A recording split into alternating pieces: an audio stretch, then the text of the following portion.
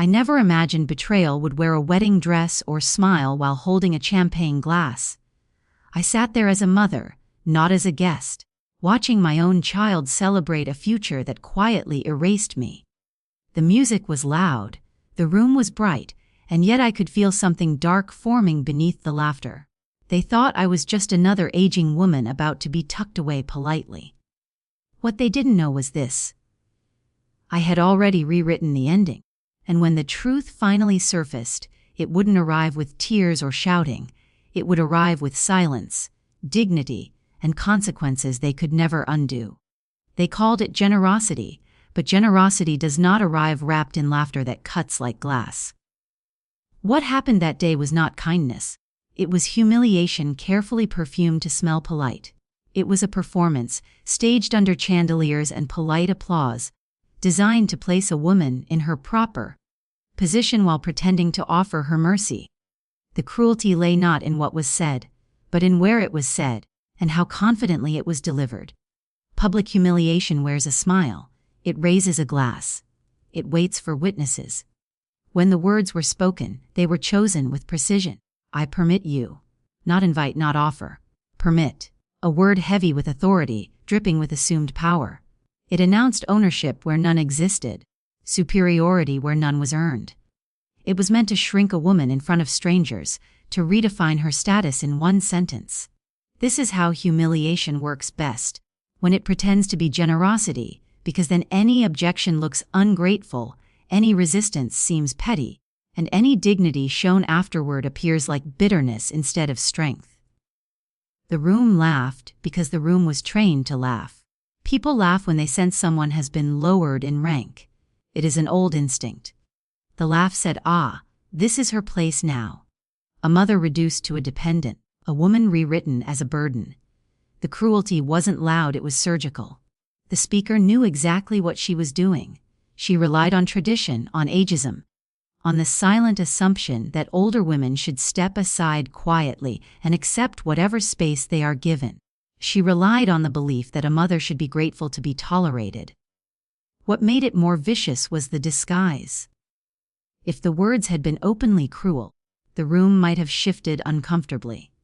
But cruelty wrapped in politeness gives people permission to enjoy it. It allows the aggressor to hide behind good intentions. I was just being nice. They can later claim, I was helping. That is the genius of humiliation disguised as generosity. It robs the victim of allies before the wound even bleeds. There is a particular violence in offering what you do not own. By declaring where another woman would live, she claimed authority over space, over future, over dignity. It was a declaration of dominance delivered as kindness. The message was clear: your life is small enough for me to rearrange in public. This is not generosity. This is a power play performed with a smile and a raised glass. The audience matters in humiliation. It always does. Humiliation needs witnesses to survive. It feeds on shared silence, on collective discomfort that no one challenges. Every pair of eyes in that room became part of the act. The chandeliers didn't just shine, they exposed. The white roses didn't just decorate, they mocked. In that moment, the woman being offered a place to live was not just addressed, she was displayed. And yet, the most dangerous mistake in this kind of cruelty is assuming silence means submission. People often confuse restraint with weakness. They believe that if someone does not react immediately, they have accepted their role. But silence, when chosen, is not surrender. Sometimes it is calculation. Sometimes it is dignity refusing to wrestle in the mud. Public humiliation relies on one crucial expectation: that the target will either crumble or protest emotionally. Tears would have confirmed the narrative of dependence. Anger would have painted her as ungrateful. Either response would have completed the humiliation. That is why the silence unsettled the room more than any outburst could have. Silence denied the aggressor the satisfaction of control. Humiliation disguised as generosity is especially effective against women because society has trained women to be thankful for scraps, to smile when reduced, to accept decisions made for them. It exploits the cultural myth that a woman's worth decreases with age and increases only through attachment to others. The moment was engineered to publicly rewrite the woman's identity from independent to dependent, from owner to guest, from authority to afterthought. But the truth about humiliation is this: it only works if the lie goes unchallenged. The lie was that she needed permission. The lie was that she needed saving. The lie was that her life could be summarized in a single sentence spoken by someone else. The lie was that generosity was being offered at all. What the aggressor failed to understand is that real power does not announce itself prematurely. Real power allows others to believe they are in control, right up until they aren't. Real power does not shout across a banquet hall. It waits, it watches, it lets arrogance finish its speech. There is a particular kind of fear that settles in a room when humiliation fails. When the target does not shrink. When the smile on their face is not forced. When their posture remains unbroken. That fear comes from uncertainty. Did we misjudge her? Did we misunderstand who holds the cards?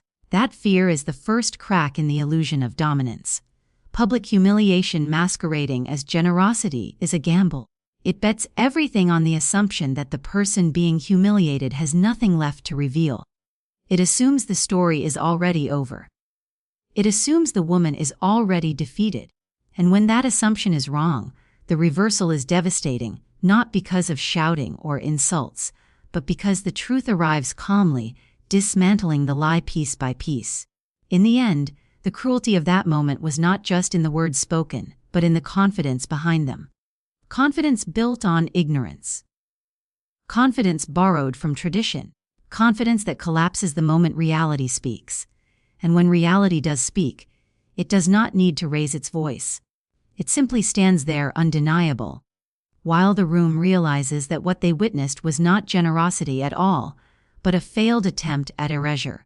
That is the risk of humiliating someone in public while pretending to be kind. You might discover, too late, that the woman you tried to reduce was never small to begin with. Silence has always been misunderstood, especially when it belongs to a woman. People are comfortable interpreting it as weakness because it reassures them. It allows them to believe the hierarchy is intact, the power balance unchanged, the story already written.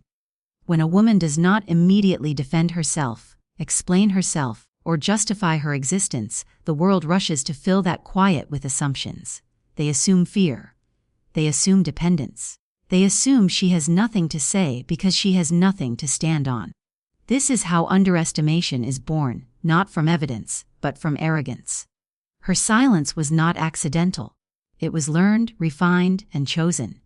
Years of living teach a woman when words are wasted and when they are lethal. Silence becomes a filter, separating noise from truth. Those who speak too quickly reveal their intentions. Those who wait allow others to expose themselves fully. The room mistook her calm for confusion, her restraint for submission. They did not understand that she was listening, measuring, and letting every false assumption stack neatly on top of the other, waiting for the weight of them to collapse. There is a particular danger in underestimating a silent woman because silence forces others to talk. And people, when they talk too much, betray everything. They reveal entitlement disguised as confidence. They reveal greed masked as generosity. They reveal how deeply they believe a woman's value must be explained aloud to exist at all. Her silence became a mirror, and what reflected back was not flattering. The world has taught women that survival often depends on emotional intelligence, not volume. Men are praised for dominance, women are punished for it.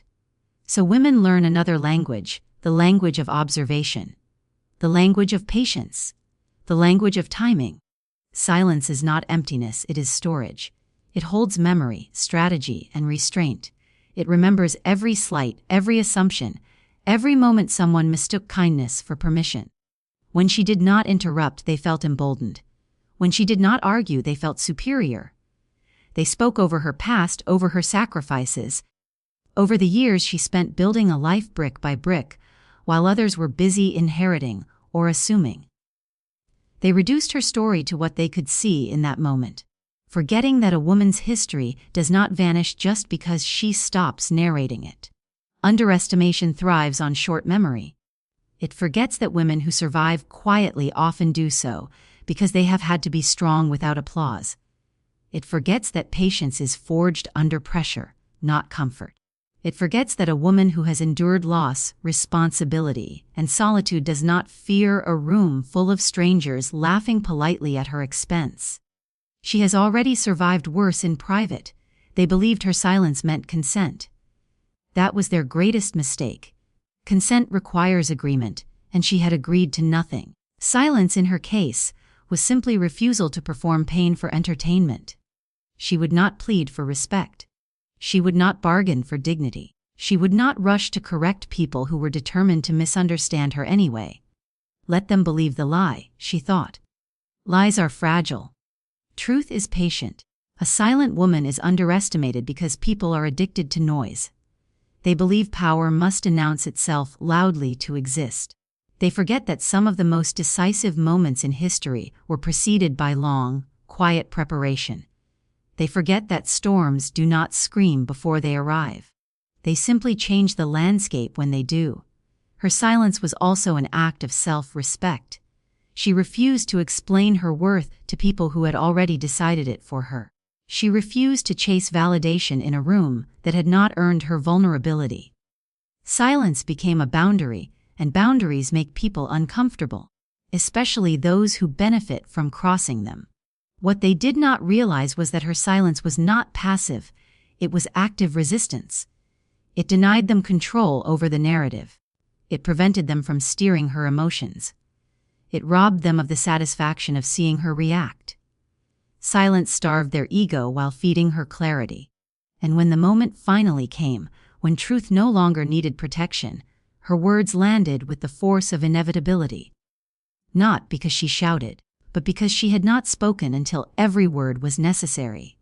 That is the danger of underestimating a woman because she is silent. By the time she speaks, she is no longer asking for space. She is claiming it. Power that needs to be displayed is rarely secure. Real power is quiet because it does not require permission to exist. It does not need an audience to validate it. It lives beneath dignity and patience, growing stronger the longer it is underestimated. This kind of power does not rush. It does not interrupt. It does not compete for attention. It waits, knowing that timing is more lethal than volume. Dignity is often mistaken for passivity, but dignity is discipline. It is the refusal to descend into chaos just because others invite you there. It is strength under control. A woman who carries herself with dignity is not unaware of disrespect. She is simply unwilling to let disrespect dictate her behavior. She understands that reacting emotionally may feel satisfying in the moment, but it often hands power to the very people trying to take it from her. Patience is not delay for lack of options. It is delay for precision. It is the art of allowing events to unfold until the truth is undeniable. While others rush to assert dominance, patient power watches patterns repeat themselves. It observes who overreaches, who assumes too much, who confuses access with ownership. Patience allows arrogance to expose itself fully, without interruption. The power hidden behind dignity does not announce victories early. It allows others to believe they are winning. This false sense of control encourages recklessness. People speak freely when they think they are safe. They make plans assuming the ground beneath them is stable, not realizing it belongs to someone else entirely. Dignity smiles politely while patience sharpens the blade. This power is especially threatening because it refuses to look like power. Society expects power to be aggressive, loud, and male-coded. When it comes wrapped in calm femininity, people dismiss it. They assume softness equals weakness. They assume grace equals compliance. They forget that grace is often the armor of someone who has nothing left to prove. Patience transforms humiliation into leverage. Every insult unchallenged becomes evidence. Every assumption left uncorrected becomes a trap. Power does not need to argue when facts are on its side. It only needs to choose the moment when reality speaks loud enough that no one can ignore it. Dignity keeps power clean. It prevents revenge from becoming chaos. This is not revenge fueled by rage, it is justice delivered with elegance. The calmness unsettles people more than shouting ever could. It forces them to confront the situation without emotional distractions. There is no scene to dismiss, no hysteria to blame. Only truth standing still. Hidden power understands something crucial: control over oneself is the highest form of control. By refusing to react prematurely, she maintained authority over her emotions, her narrative, and her future. Others revealed their intentions openly, thinking they were safe. They were not. When power finally emerged, it did not need embellishment. It did not need insults. It simply stated facts: ownership, boundaries, reality. The room shifted not because of drama, but because illusions collapsed. People realized they had misjudged not just a woman, but the entire structure of control they thought they were standing on. Power hidden behind dignity and patience always arrives as a surprise because it was never begging for attention. It was building, securing, preparing. And when it steps forward, it does not ask for respect, it commands it without raising its voice. That is the most dangerous power of all. Family betrayal does not arrive like a stranger at the door. It comes in familiar voices, in shared memories, in faces you once trusted without question. That is what makes it devastating. When betrayal is born inside a family, it carries the weight of history. It is not just an act, it is a violation of years, of sacrifice, of unspoken promises that were never meant to be broken. And when that betrayal is exposed at the perfect moment, its impact is irreversible, because timing turns truth into a weapon sharper than anger ever could be. The betrayal had been forming quietly long before the words were spoken. It lived in private conversations, in decisions made without consultation, in assumptions that a mother's strength would always be available but never acknowledged. Family betrayal often hides behind practicality. They tell themselves it's easier this way, cleaner, more convenient. They convince themselves that the person being betrayed will understand, will adjust, will accept whatever is decided for them. That self-deception is necessary because facing the cruelty of their choice would require accountability. What makes family betrayal particularly vicious is entitlement. Blood relations sometimes believe they have access to you without respect. They confuse history with ownership. They believe love is a contract that obligates one person to sacrifice endlessly while the others benefit freely. Betrayal, in this sense, is not an accident. It is the result of believing someone owes you their life simply because of who you are to them. The perfect moment for exposure is never random. It is chosen. It is calculated. It arrives when denial is strongest and confidence is highest. When betrayers feel safe, they speak openly. They make bold declarations. They assume the ground beneath them is solid. This is when truth does the most damage, not because it is cruel, but because it is undeniable. Exposing betrayal privately might bring explanations, apologies, or manipulation. Exposing it publicly removes those escape routes. Witnesses change the rules. Accountability becomes unavoidable. In public, people cannot rewrite the story easily. They cannot pretend it was misunderstood or misremembered. The truth stands on its own, witnessed and recorded in the minds of everyone present. The power of exposing family betrayal at the perfect moment lies in contrast. The betrayers expect gratitude, silence, or compliance. Instead, they are met with clarity, calm, facts, no emotion to exploit, no outburst to dismiss, just reality, delivered when their confidence is at its peak. The fall is harder when the climb was built on arrogance.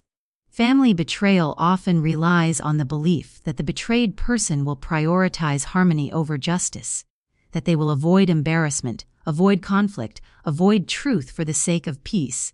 But peace built on erasure is not peace, it is submission. Exposing betrayal at the right moment rejects that false peace entirely. It declares that dignity matters more than comfort. The exposure does not need cruelty. In fact, cruelty weakens it. Rage gives betrayers something to point at, something to deflect blame onto. Calm exposure leaves them nowhere to hide. It forces them to sit with their choices while others watch. It transforms private manipulation into public reality. There is also a deep reclaiming of power in choosing the moment. Betrayal takes power away quietly. Exposure takes it back loudly, but without noise. The betrayed person becomes the narrator again. They decide when the story is told, how it is framed, and what facts matter. Timing ensures that the truth lands when it cannot be ignored or minimized. Family betrayal exposed at the perfect moment also redefines roles. The betrayers are stripped of their moral high ground. The image they curated collapses. The person they underestimated is revealed not as weak, but as aware.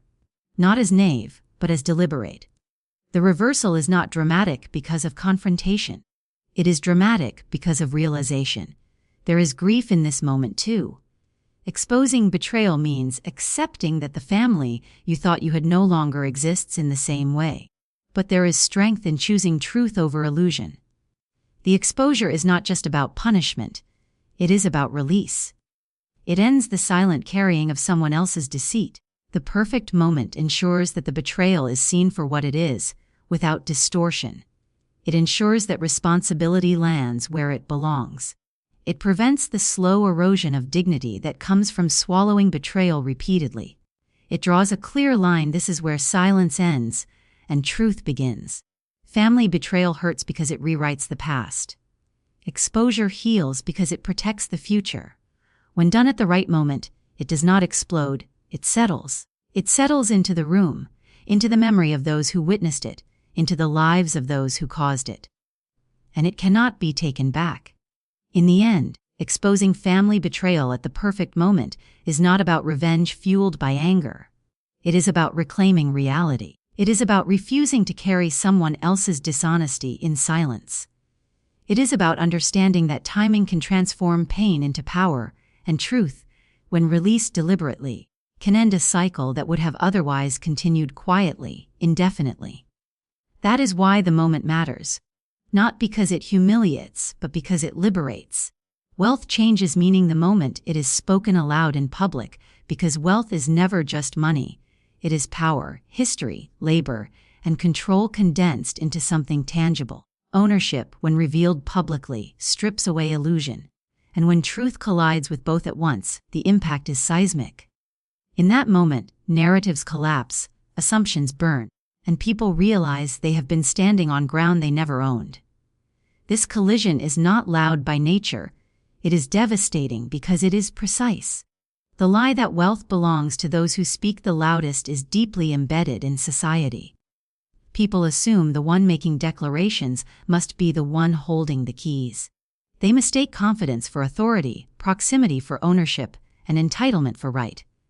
This is how theft often begins, not with force, but with assumption. When family members plan around assets that are not theirs, they reveal a belief that access equals control. That belief survives only in silence. The moment truth enters the room, it shatters. Public collision matters because private truth can be negotiated, diluted, or manipulated. In private, people explain, they soften, they bargain. In public, facts stand alone. Deeds do not care about feelings. Contracts do not respond to guilt.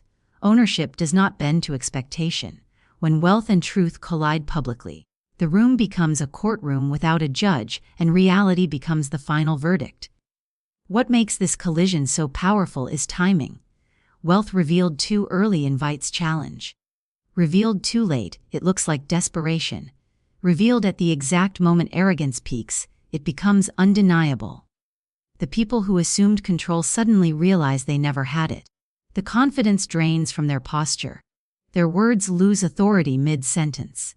The room shifts, not because of drama, but because power has quietly changed hands in plain sight. Truth has a unique violence when it concerns ownership. You can argue opinions. You can rewrite intentions. You cannot argue legal reality. Ownership exposes who planned without permission, who benefited without consent, who spoke without right. It forces everyone to confront the difference between belief and fact. That confrontation is uncomfortable, especially when it happens publicly, because witnesses eliminate revisionism. Wealth revealed publicly also dismantles moral superiority. Those who believed they were being generous are exposed as presumptuous. Those who believed they were rescuing someone are exposed as self-serving. The illusion of kindness dissolves when it is revealed that the supposed benefactor had no authority to give anything at all. The humiliation reverses direction, not through insults but through exposure. There is also a deeper truth exposed in this collision: wealth built quietly is often underestimated. Society glorifies visible success, not sustained independence. People overlook the woman who does not announce her assets, who does not decorate her life with proof, who does not demand recognition. They assume her silence means scarcity. When truth collides publicly with that assumption, it does more than correct a misunderstanding. It rewrites how the room perceives her entirely. Public truth reclaims narrative control. It prevents others from shaping the story around her resources, her future, her worth. It makes clear that decisions were made without her, not because she lacked power, but because others believed they could bypass it. That belief dies instantly when ownership is named aloud. This collision is not about showing off wealth. It is about restoring boundaries. It is about reminding everyone present that autonomy is not symbolic, it is documented. That a woman's independence does not require approval. That her life is not a shared asset simply because others feel entitled to it. When wealth, ownership, and truth collide publicly, the silence afterward is not awkward, it is educational. It teaches the room that assumptions are dangerous, that entitlement is fragile, and that reality does not need to shout to be heard. The collision leaves no debris, no chaos, just clarity, and clarity is irreversible. Revenge is often imagined as loud, emotional, and destructive, but the most effective revenge does not announce itself at all. It does not tremble with anger or burn with desperation. Calm revenge is controlled, intentional, and devastating precisely because it denies the other side what they expect: chaos. Delivered without raising a voice, it forces accountability without offering drama as a distraction. Calm revenge begins long before the moment of delivery. It is built in restraint, in preparation, in the refusal to react impulsively. It requires discipline, the kind that understands that emotional release feels good briefly, but strategic silence lasts forever. Those who underestimate calm revenge believe that if someone is not visibly angry, they are not capable of retaliation. That belief is their final mistake. Raising one's voice shifts focus away from facts and onto emotion. It allows others to dismiss the message as hysteria, bitterness, or instability. Calm revenge removes that escape route. When words are spoken evenly, when posture is relaxed, when tone remains steady, listeners are forced to confront content rather than delivery. There is nothing to mock, nothing to deflect, nothing to weaponize. Calm revenge is not cruel. It does not insult. It does not humiliate deliberately. It simply reveals truth at the moment it does the most damage. This kind of revenge does not need exaggeration because reality is sufficient. It lets consequences speak instead of threats. It allows people to realize on their own exactly what they have lost. There is power in emotional restraint. It signals control. It communicates that the person speaking is not acting out of hurt, but out of certainty. Calm revenge tells the room this was planned, not provoked. That realization is unsettling. It removes the illusion that events are spiraling. Instead, it becomes clear that the outcome was inevitable. Delivering revenge without raising a voice also preserves dignity. It ensures that no matter how the moment is remembered, the avenger is not the one associated with chaos. History remembers composure. It remembers clarity. It remembers the person who stood firm while others unraveled. This kind of revenge also protects the future. Loud revenge burns bridges unnecessarily. Calm revenge redraws boundaries cleanly. It says this is where access ends. This is where assumptions stop. This is where control returns to its rightful place. There is no need for further confrontation because the message has already landed. What makes calm revenge so effective is that it forces internal collapse rather than public spectacle. The target must sit with their realization. They must process their loss privately without the comfort of blaming someone else's rage.